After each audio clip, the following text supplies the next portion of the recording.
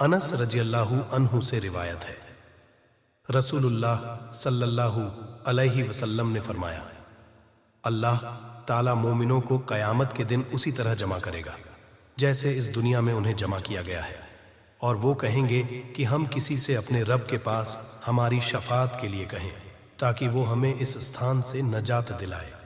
फिर वो आदम अलैहिस्सलाम के पास जाएंगे और कहेंगे, ए आदम, कृपया हमारे रब से हमारी शफात करे ताकि वो हमें इस स्थान से नजात दिलाए।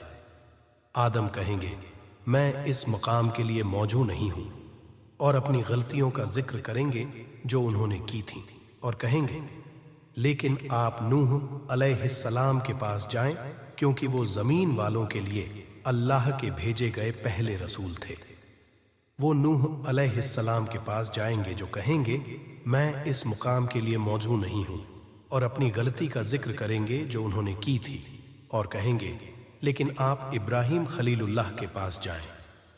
वो इब्राहीम के पास जाएंगे जो कहेंगे, मैं इस मकाम के लिए मौजू नहीं हूँ, और अपनी गलतियों का जिक्र करेंगे, और कहेंगे, लेकिन आप मूसा के पास जाएं जो अल्लाह के गुलाम हैं और जिनको अल्लाह ने तौरेत दी थी और जिनसे अल्लाह ने सीधे बात की थी।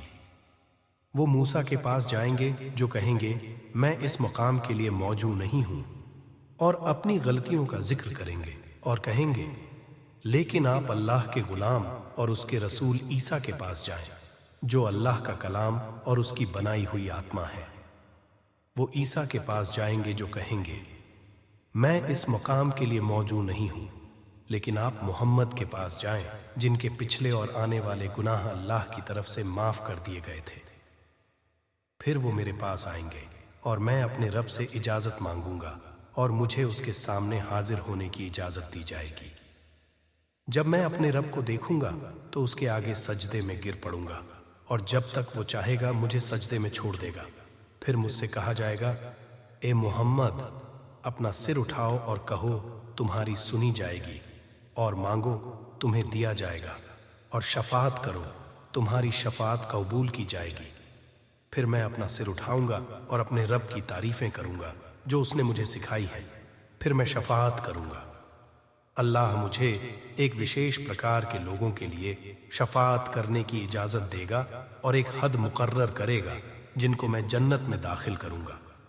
मैं फिर वापस आऊंगा, और जब मैं अपने रब को फिर देखूंगा तो उसके आगे सजदे में गिर पड़ूंगा, और जब तक वो चाहेगा मुझे सजदे में छोड़ देगा।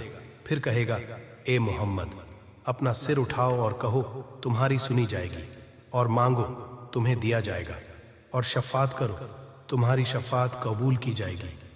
फिर मैं अपने रब की कुछ तारीफें करूंगा जो उसने मुझे सिखाई हैं। फिर मैं शफात करूंगा। अल्लाह मुझे एक विशेष प्रकार के लोगों के लिए शफात करने की इजाजत देगा और एक हद मुकर्रर करेगा जिनको मैं जन्नत में दाखिल करूंगा। फिर मैं वापस आकर कहूंगा, ए मेरे रब, जहन्नम, आग में उनके अलावा कोई नहीं रहेगा जिनको कुरान ने उसमें कैद किया है और जिनके लिए जहन्नम में हमेशा रहना अनिवार्य हो गया है। रसूलुल्लाह सल्लल्लाहु अलैहि वसल्लम ने फरमाया, हर वो व्यक्ति जहन्नम से निकलेगा जो ला इलाहा इल्लल्लाह कहेगा और उसके दिल में जौ के दाने के बराबर नेकी होगी। फिर हर वो व्यक्ति जहन्नम से निकलेगा जो ला इलाहा इल्लल्लाह कहेगा और उसके दिल में गेहूं के दाने के बराबर भलाई होगी। फिर हर वो व्यक्ति जहन्नम से निकलेगा जो ला इलाहा इल्लल्लाह कहेगा और उसके दिल में एक कण या सबसे छोटी चींटी के बराबर भलाई होगी।